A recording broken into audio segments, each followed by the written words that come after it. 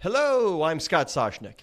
And I'm Eben Novi-Williams, and this is the It's in the Game sports business podcast, the Sporticast. We're chatting with Cam Weber, EA Sports president. And Cam, I got to say, if you're a listener to the show, you know I like to critique Eben's opens. He brought very good energy, which he usually does. Not always, but he brought very good energy. But I really kill him on sort of the degree of difficulty, because 9 out of 10 people polled on the street would have come with "It's in the Game." It's a big cliche. It's great catchphrase. Not attacking the catchphrase. Great catchphrase. But for these purposes, like no creativity, nothing. Just went straight. So please, Cam Weber, would you please tell Novi Williams how to do his job? And if you could come up with one, how would you have introed the show? I don't know.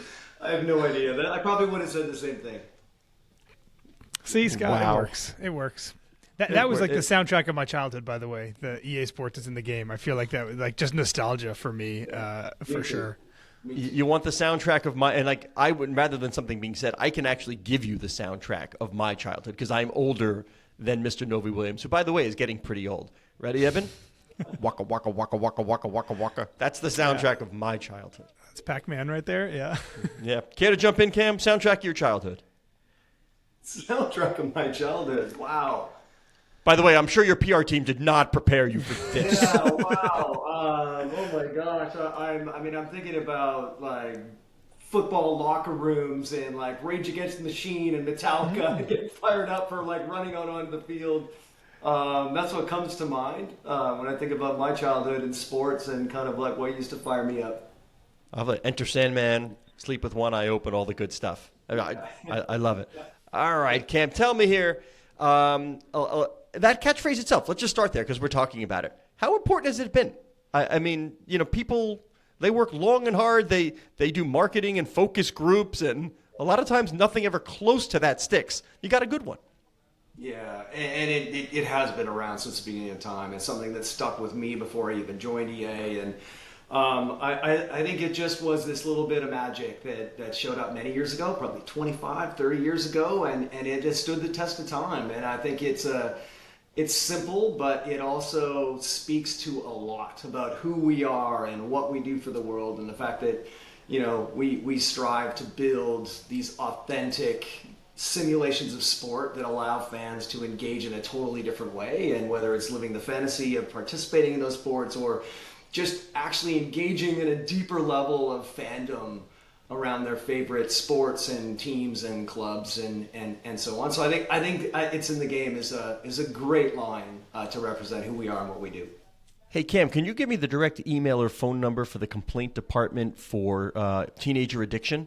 Because, I'd like to call. You are responsible for I don't know how many hours of sitting for my son, who, and I think you'll love this part, though, because Eben and I talk about this all the time. How do you reach the kids? And how do you separate me from my money? And I got to tell you, man, the Xbox is an evil, evil device. But he does not like to watch sports. He's an athlete. He plays, but he will absolutely get in on the video games, man. I'm telling you, tell me what those meetings are like when you're like, what do you mean? How do you get the kids? We got the kids. What doesn't the NFL? What doesn't the NBA? Everybody, what do they know? We got the kids. This is pretty easy, right? Yeah, what's interesting? That reminds me of a story. I was actually we had a meeting once at the headquarters of Adidas. We were there with their kind of the head of their global football department. This is a few years back, and just remember connecting with them and talking about what's important to them, what's important to us. And I remember telling them the story at the time. So my son, who plays sports, loves sports, also plays a ton of games. He's on his Xbox and plays a ton of all of our titles and other games as well. But similar, he just turned 16, and my house had become, at the time, a few years ago, this kind of center place for all of his friends from down the street and around the neighborhood. They would come over and hang out, and they would play a ton of the games. And because of my job, like, we've got all of the sports titles, and got them all, yeah. So we'd have like 4 or 5 boys all in. They'd be playing, and interestingly, then Frotnite happened, and they all started playing Frotnite for a period of time. It was probably 6 months where they played nothing but Frotnite. It sounds like you lived in my house, Cam. Just so you know, it sounds like you lived in my house. Yeah, and then they kind of like waited off of Fortnite, went back to the sports titles, but I saw very different behavior. And I love Fortnite, fantastic game from from Epic. I'm nothing negative to say about Fortnite, but there was a real difference in what I saw from this collection of boys who at the time were probably like 12 years old, and now they're all 16. But what I see when they engage in our sports titles. And it's not just our EA Sports titles, it's absolutely true, but it's also true for whether it's NBA 2K or MLB The Show or other, sports related genre games, is they come in and then they play deeply, they compete with each other. There's the ups and downs and the thrill of the win and the agony of defeat and all of that happens. You can hear it in the living room as they're all engaging. And then after about an hour or two of play, I just look outside and bang, they're out in the yard, they're playing touch football in the backyard, competing just as hard. And then they're in the pool and they're having like a cannonball diving competition. And whoa. Time out. Then in the pool, if you tell me you've got a pantry full of chips and pretzels, I'm coming over. But the thing that was amazing to me is I saw it, and then they back inside, and now they're playing the different sports game, and they're competing again. And playing our games, playing sports games, actually not only is fun and engaging for players, it also encourages them to go out and compete and play those sports outside as well. Meanwhile, in that period of time when they're playing Fortnite, they literally would sit in that living room for the entire day. I had to kick them out of the house. Get out. You've played for 5 straight hours. Get outside and do something outside. And they reluctantly went out to the backyard. And so what I was explaining in this meeting with Adidas was just that I personally, when I think about who we are as EA Sports and the products and services that we provide for the world, I don't want our players to just be sitting on the couch for 12 hours straight playing our games. I'd love for them to dive in, play the game for a while, go outside, participate in the sport, be a fan, go watch some of the sport. And what we see in our EA Sports games that's different than like the rest of our EA portfolio and the rest of kind of the industry portfolio in terms of engagement is that we see these things called session days, that through the year when we look at what our players are doing, the amount of days they come back and engage, they turn on the game, play for a period of time, leave, come back a few days later, and we all through the season, and it tends to happen when big moments of the sports happen. So when there's a big UFC pay-per-view event, giant spike that week in engagement in our UFC game. And when the Stanley Cup is on, people dive in between into our NHL game and so on. So we see these big spikes and then they go engage in their fandom. So I feel like how we're different in the video game space is that we play this really important role, especially with Gen Z, Gen Alpha, anyone under the age of 25 as a sports fan, they're gamers first. And so we play this critical role in how they engage in the sport. But we don't replace fandom. We enhance it, and then they go when they engage in all the other parts. And I love that. Yeah, we don't really need Novi Williams here. He doesn't have kids. But I'm going to expound. You let me know if it's the same in your house, because I'm assuming it will. But I can't see how, because all the idiots behave the same. One, I feel like they're coming through the ceiling. That's one. Sometimes when they do for whatever celebration, there's a running and a stomping that you're going to break the plaster. That's one. Yes. And two, and my wife doesn't love this part. I've sort of given up. I do yell up all the time, stop with the F-bombs. Is it this? He has learned the art of taunting through video games as well. And I'm like, stop with the F-bomb. Same in your house, Cam? A little bit. I mean, there's definitely the rage quits, and there's my son likes to close that door, so we don't hear everything that's going on in there. Smart. But we do hear when the shouts and the screams and the controllers flying across the room. That stuff does tend to happen, yes. All right, I'm gonna make a tease here, Eben, and then you jump in with yours. I know you got a lot, but I'm gonna tease. I have a revenue opportunity for you, Cam. So we'll come back to it, but I've got a revenue opportunity learned from Fortnite, which I don't know if you thought about or not, but we'll see if it's even possible for you guys to pull it off. Go ahead, Mr. Novi. Well, I was gonna stick on Fortnite for a second. I'm curious if you guys took anything away from that kind of white hot moment that Fortnite had about the way in which it seemed like a lot of kids of certain ages were gathering. It kind of replaced, as you said, a lot of other types of socializing. If you think the kind of the post Fortnite launch EA Sports games took anything differently or changed at all business wise that learned from that moment. Yeah, so I think it's absolutely true, and it's actually the power of what we call atomic network. So groups of friends of like 2 to 5 friends. It's not about like coming together with 20 or 30 friends at a time. It's about like who are the 2 to 5 friends that are closest to you, that mean the most to you, that you want to go hang out with inside of a game, whether you want to compete against them or with them or alongside them. And it's finding new gameplay experiences that allow those atomic networks of 2 to 5 friends to spend time together inside of our game in meaningful ways. And so, like, when you think about a lot of the heritage of whether you're playing our old FIFA titles or now FC or with Madden and our games, a lot of it's 1v1 competitive. You're controlling an entire team against another entire team, either against a stranger online or on the couch against a friend. And I think what we've been investing in and we believe is very important right now is actually creating new experiences, whether it's cooperative experiences within our modes, like we do with our F1 cooperative career experience, whether it's emphasizing modes like pro clubs in FC, which is like, 11 friends being able to come together, 11 individual avatars controlling together at the same time. What could go wrong there? Yeah. But it's also like building out things like spaces within the game where they can, it's not just about the heat of the action, but what happens in between the action, where players just want to be on the screen together and self-express a little bit. And so we definitely got a lot of inspiration from Fortnite and every other successful social game in the market right now. And I think you'll see not only in how we emphasize the games that we've just launched, but also in the versions of the games that we'll be launching in the next couple of years. You'll see us really emphasize how we allow players to connect and engage with their friends, whether that be on the pitch or the field or the ice or whatever that might be, and finding interesting ways for them to just have the game as like that space where they can hang out and spend time with their friends. How much of your time is spent engaging directly with leagues? There are obviously some licensing deals in other parts of league operations that are just very transactional. You get the rights, you put them on your packaging, etc. I get the sense that yours is probably a lot more collaborative than most licensing deals in other worlds. I'm curious how much you are, let's say Madden, for example, how much your time you're spending and your team is spending directly working with the NFL. There's me, and then there's like the team, and like as a group, we engage with them daily, weekly. We have people on the Madden team that are engaging with the NFL and updating them all the time. And so, and what comes up daily?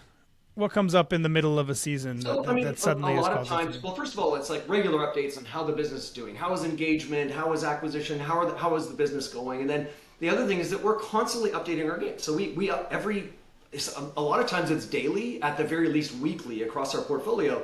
We are bringing we're bringing content inspired by what's happening in the real world, and whether creating new animation to come in, or updating with updated character assets, or whether we are bringing new inspired content into things like Ultimate Team. We're constantly bringing new content into the game based on what's happening in the real world.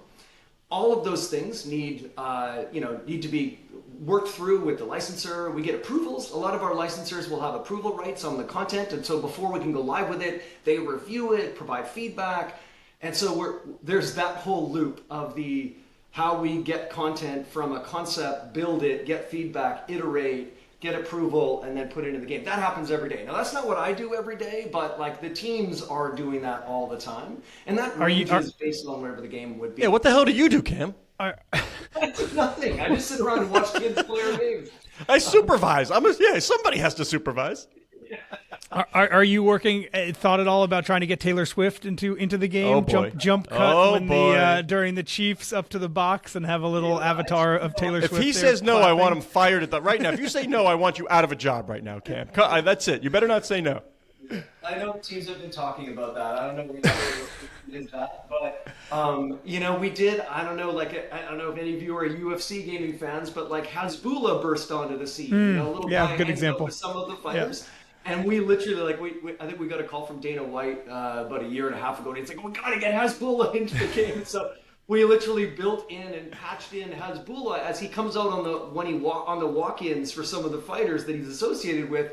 He's as part of that entourage walking up to the ring and everything, and so an example of someone who burst onto the scene, and then we found a way to get him into the game in kind of like talking through it with the licensor. So we do that stuff, And then for myself, like we on a less frequent than daily, but more like every few months, I'm definitely connecting with the senior folks at our various licensors, and like we just had a couple of days with the NFL in Redwood Shores in California just a couple of weeks ago, and we spent much time with them and updated them on where we're going with this year, next year, and the years ahead, and some of the exciting things we have on the horizon. And so we definitely do that and maintain those relationships along the way.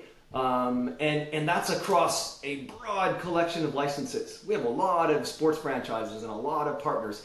Our FC business, we have over 300 licensing partners across that collective business. So it's a massive gig, and we have people that work full time in partner management and in kind of working in this, like in maintaining those relationships. I want to, now that you mentioned FC, I want to transition into that. This is the first year of the EA Sports soccer game not being called FIFA, a change in the top line licensing there. I was very curious about what that shift was going to mean for fans. If you can give us numbers, what have you seen in the first few months of I guess a little bit more than that at this point, but in the first half year of sales for the new non-FIFA EA Sports soccer game, what have you seen and what has surprised you? Sure. So the game's doing really well, and so we are seeing growth, over and above last year. Last year was an all-time record year. We had double World Cups with both the men's and women's World Cup last year. It was also the last year of the FIFA title branding of the game, and so it was a massive record year, and we are up versus prior year. And as we had gone out and announced, I think we had a record first week. I think we had 11.3 million players in the first week that came into kind of the console HD game. I think we had about 12 million mobile downloads in the first couple of weeks as well, which was a record, and up 20% versus the year before.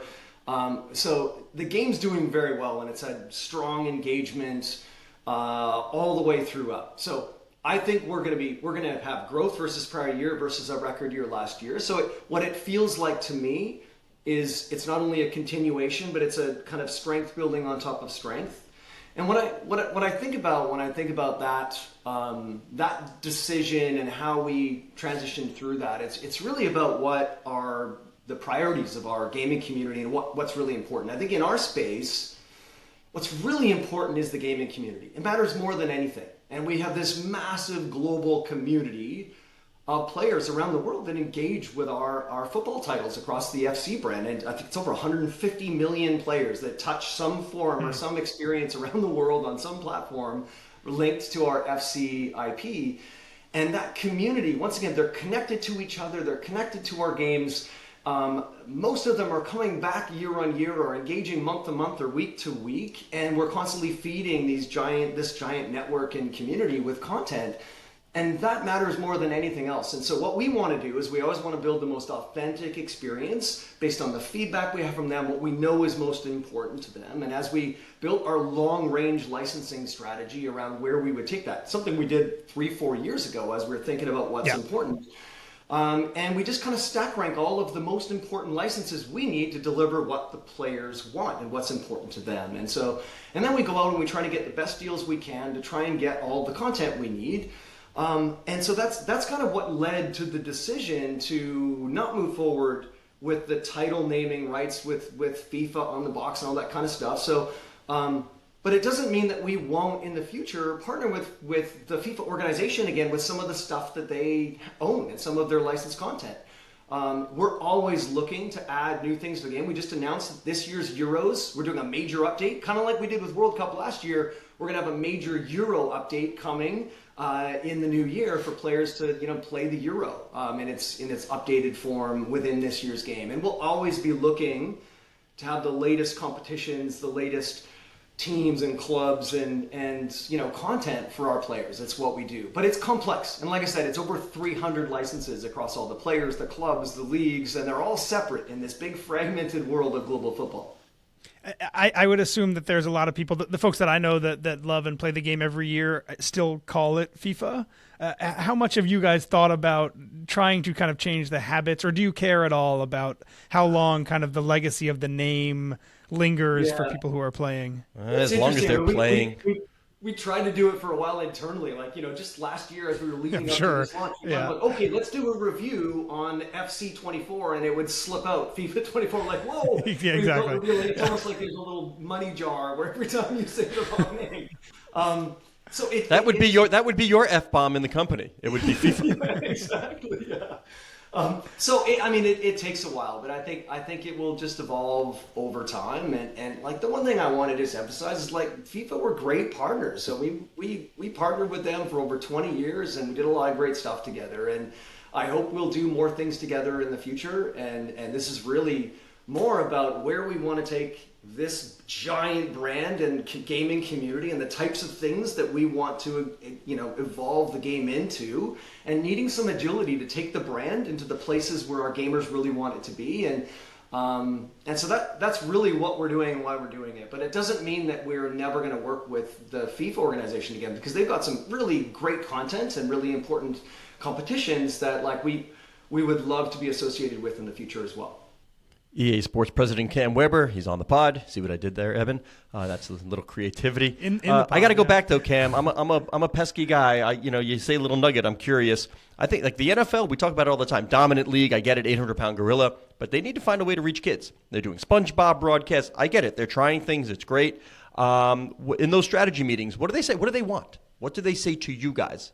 I'm sure you listen to the clients as well as talk to them and dictate. But what do they want? They want the same thing we want. And so I think... They want money. And it's actually... I'm sure they want money as well. But I think when we talk to all of our league partners, across all of the sports that we're in, and that's a lot of sports, everybody wants to find a way to connect with this next generation of sports fan. And it's the Gen Alpha, Gen Z, the under 25 group that they don't watch live sports the way that our generations did. And they love sport. Like there's kind of this misunderstanding, I think, for some people. They think that Gen Z fans don't love sports. They actually love sports even more than generations before them. They just consume them very differently, and they consume them on multiple screens. They love star athletes probably more than loyalty to teams at times. They are just as interested in seeing the biggest highlights, but across a whole bunch of games rather than sitting and watching one game for 3 hours at a time. And interactivity is really important, and social. They want to feel like they're doing it with their friends as they do it in a digital form. And the great thing for us, we've said it a little bit in this time, is that like we at EA Sports, we're the ones that engage with fans. We're almost like the front door for sports fans, and we will be even more so in the 10 to 20 years ahead of us, because prior to those younger generations, they're following the footsteps of what those ahead of them are doing. And so we have this amazing opportunity as these generations who are gamer first and entertainment IP second. We can form the kind of kernel seed of their sports fandom, and then find ways to interestingly kind of lowering the friction to allowing them to get to all of the other parts of their fandom and how they consume their fandom with the NFL. And obviously the NFL wants to grow internationally. So how do we expose our game to more international fans? Well, I can tell you, we have FC, which is not only is it the biggest sports video game in the world, it is the biggest video game in the Western world right now. And according to our internal data, on a trailing 12-month basis, it is above Call of Duty, is above Fortnite. It is the #1 video game IP in the Western world, period. So it's we have this massive global audience that we engage with, and then we have all these different sports, whether it be F1 or UFC or NHL, with Madden and all that. And so we have these interesting opportunities to engage with these sports fans. And I think with the NFL, it's like, how do we work together to help grow the sport of football and the popularity of the sport? And actually, college football is a big conversation that we had with them as well. And we have a college football game coming this year that I'm super excited about.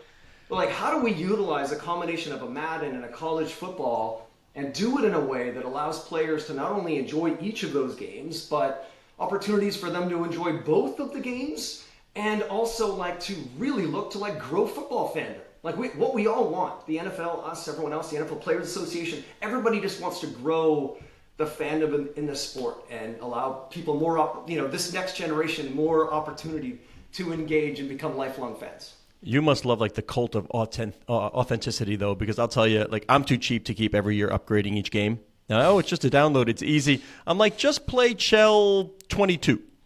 And, my focus group of one, which is what I call him and his pals, he's like, Dad, like I can't, his favorite team's the Blackhawks. I can't be the Blackhawks if Bedard's not on the team. Like, I just can't. So, I mean, you've got them wrapped. You're good. You've got them addicted. It's got to be the current roster.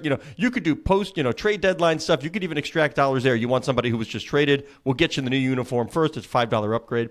But I mean, you really it's in the now. You have them in the now, in the moment, which is a great place to be. And I'm sure it would not surprise you that you're part of the marketing plans of all the leagues years ago. I mean, I'm going back years. I really don't remember how many.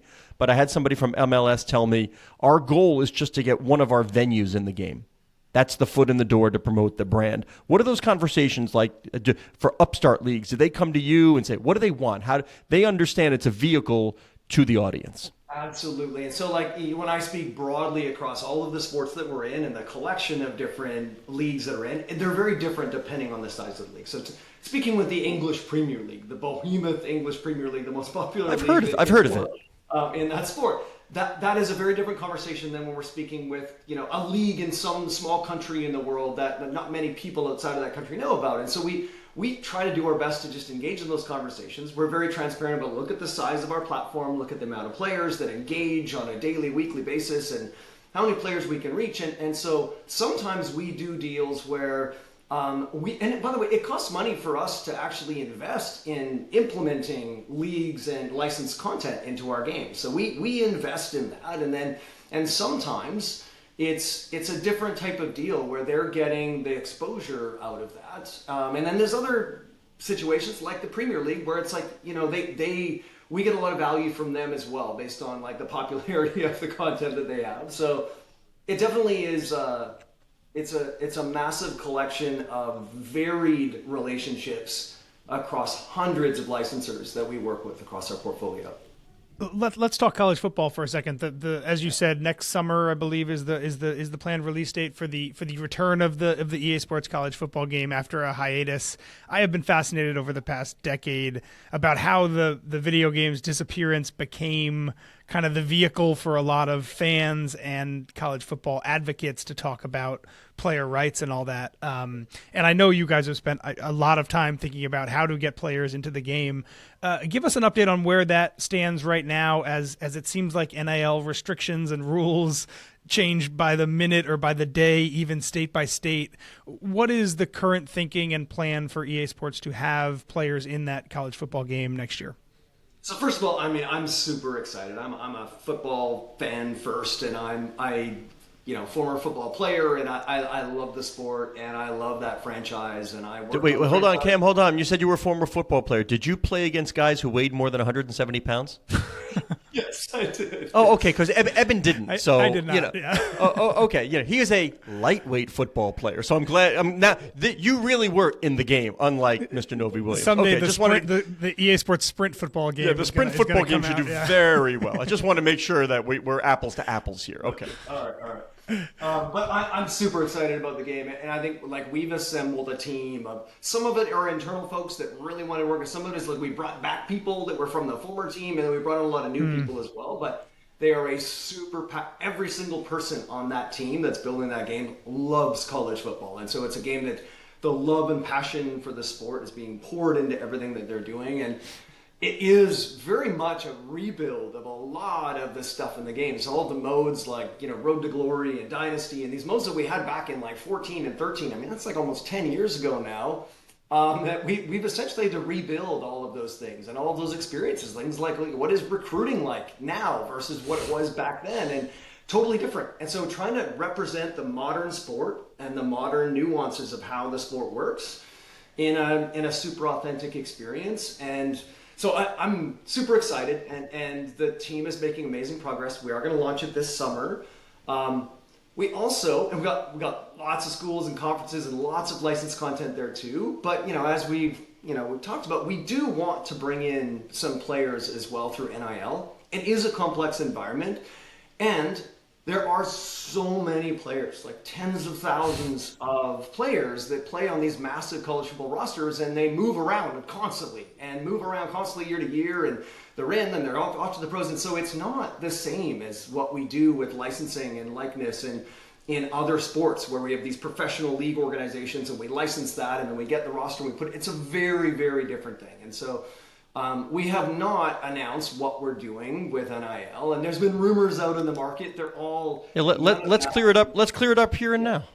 Yeah, well, I am not going to today talk about what our plans are. We're still working through finalizing those deals, but we are designing something that we want it to be equitable. We want it to be inclusive. We'd like to get as many players from these schools as possible to have the opportunity to be in the game. But there is a scale that is so massive that we need to take a different type of approach.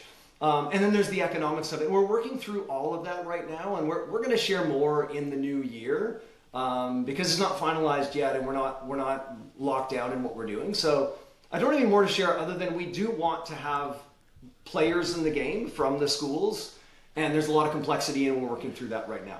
And one of the things I think we'll have a cool solution that allows lots of players to be involved.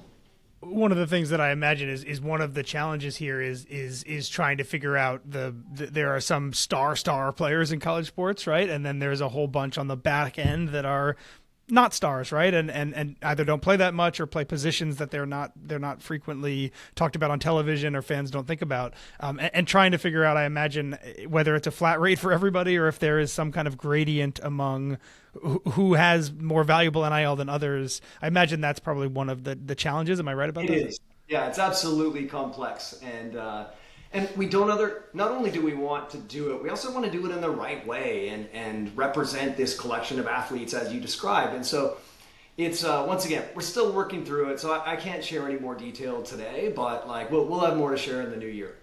And then one more on that, just on the school side. I don't know if you can say how many of the 150 FBS schools you guys have committed, but I assume there's going to be some schools that end up for reason X or Y not being playable, or am I wrong about that? I mean, the last that I checked, I meet with the team every couple of weeks. The last I checked, we have a lot. I don't have the latest number. I think we're at least 130. We're really close to getting everyone, and we're still working through the details of that. Kind of like our FC business, college licensing is complex, and there are a lot of individuals, and we do work with some centralized partners, like one-team partners, where we kind of work to kind of consolidate things, but it's super complex. But we will get as many of those schools as we possibly can. And we will include as many of the athletes as we can based on how we kind of roll out some of the NIL stuff that we'll announce or talk about more in the new year. Eben, let's have some fun here. Be great. EA Sports locks up all schools except for Florida State. No need to have them, says Cam Weber. I was going to ask how difficult Notre Dame was being in this process. I live in Florida, so I feel a bit of that pain. I'm a Washington Huskies fan, lifelong, and so I'm pretty thrilled with their. You're happy with your apple. You're happy with your apple cups. Yeah, exactly. But I feel bad for Florida State. They're an incredible team. I was at the game against LSU that was here in Orlando, and went there with my son. What an incredible performance that was! And so, yeah, it's a tough one. Yeah, I had a great. Go ahead, Eben. Well, I was going to say I've got one last question. It's kind of a tangent, but I've been meaning to ask someone at EA this question for like 10 years. When QSI bought Paris Saint-Germain a decade ago, some of their folks were in the Bloomberg office when I was working there, and they asked. You may remember this, Scott. You might have been in the meeting. They asked how do they grow PSG's presence in America, and my first answer was you get Zlatan on the cover of FIFA. That's the thing. And their response was, how do we do that? And I said, I have no idea. So I'll ask you, Cam, what is the process for choosing who gets to be on the cover? What team gets to be on the cover? It's such valuable real estate. I imagine there's a lot of lobbying for it. How do those decisions get made? Yeah, it's interesting. And it's in kind of like our brand management or our marketing department. They work through the campaign, what's going to be important for that year. A variety of considerations go into it, from what's the feature set for that year and what's the perfect athlete to put on the cover that represents things that we're trying to do in the game. That's part of it. Another part of it is like, what is the social media presence of that athlete? Because as we launch the game and those players are up front, they're ambassadors. We're not just hiring them to have their picture on the cover. We're hiring them as an ambassador to promote the game through their channels, through our channels, and everywhere along the way. And what we tend to do on some of our bigger titles, like FC and Madden, is we will hire a team of ambassadors, and some of which might be on covers in certain regions around the world, but all of them will be engaged in our campaigns and the events that we drive, not only at launch but through the year as well. And you talk about PSG, and Mbappe has been an incredible partner for us, and he's been on multiple covers, and he's definitely out. He's got a massive presence, and he's a huge star in the world of global football, and he plays a really important role in our franchise. And PSG is one of the clubs that is one of the most used clubs in our game on a global basis. So I'm giving you free. Right. Our game's a great vehicle for it, and Mbappe's been at. I mean, they might not have realized it at the time, but Mbappe was the solution to their. Sign this young French kid. Yeah. Yep. Yes. And by the way, free. I'm giving you free advice here. Take it, leave it, whatever. But for the next NFL game, for the next Madden game, and I'm a very rudimentary drawer, but I don't know what people can see here. This should be the cover. This big picture here is Taylor Swift. This is Travis Kelce down here. That should be the new cover. There you go. Just take it. You don't have to footnote it. Just take it and run away. But that's my suggestion. And by the way, Ken, I mean, we've gone over time with you here, but are you going to you're going to get away here without asking me what's your revenue generating idea, Scott? I mean, you want it? Oh yeah, sorry. I've been waiting to ask. Brace yourself, Cam. Brace yourself. It looked as if your breath was baited. So now let me just give it to you now, because I watched my son play Fortnite, and again, my credit card is attached to the machine. I mean, these are evil geniuses. But to win, you have to buy enhanced products, whether it's a weapon, a sword, a shield, a potion, or whatever. That costs money. Now, in the world of sport, is there ever a world in which there would be in-game purchases that would give you, you want the better bat for the baseball, you want the stronger field goal? Is there ever a world, because that's not reality, but is there ever a world, but the competitive kids, they just want to win. They will buy the stronger armed quarterback who can throw it 4 yards further than the standard quarterback. And my guess, unbeknownst to the parents, is that you'd have a whole hell of a lot of 99-cent purchases for all of those things in the game. Yeah. There's something that's really important to gamers that is the competitive balance, and we not only want to add value and content for players to engage in and sometimes monetize if that's going to accelerate their progress, but we also need big parts of the game to have that competitive balance there so that players can be on an equal playing field. And so it's a really touchy one, and so we're always very careful in how we think about monetized elements. But thank you for your idea. But I think gamers around the world would scream and criticize the pay-to-win nature of what you're talking about, and so it's just something we always have to be mindful of. As David Stern said to me, it's when they say nothing. Yeah, as David Stern said to me years ago, it's the people that say nothing and stay silent are the ones that he worries about. Those that scream are so passionate that he knows he's got them hooked. Scott, I thought your suggestion was going to be to allow professional athletes to buy better ranking points for some of the attributes. Well, I know they lobby, so right? If you think I'm you're only a 93 speed, $10,000, you're a 94 speed. Yeah, of course. Okay, again, but just to go back, Taylor Swift, Travis Kelce. There it is. We're done. I'll pass that along to our marketing department. Eben, take us out, please. And by the way, Cam, I like to razz Eben as he's doing the outro because he struggles with it. Go ahead. Let's see if he can do it straight. Are you on Twitter? Not actively. Okay, gotcha. I follow a lot of people, but I don't. We like to shout out the Twitter accounts if folks have them and want them. He is Cam Weber, president of EA Sports. Thank you very much to Cam for joining us. Also, Scott Soshnick on Twitter at Soshnick. You know my at. I am Eben Novi Williams on Twitter at Novi. Novi. I hate the underscore, Cam. I hate the underscore. The show is produced by Aaron Greenewald. Shout out to Aaron. Yeah. Sporticast digital media editor Cora Veltman would like you to know that you can follow the show at Sporticast, which is the hub of the Sportico Media Network. Well done. Thank you, Cam. Thank you. Thank you, Cam.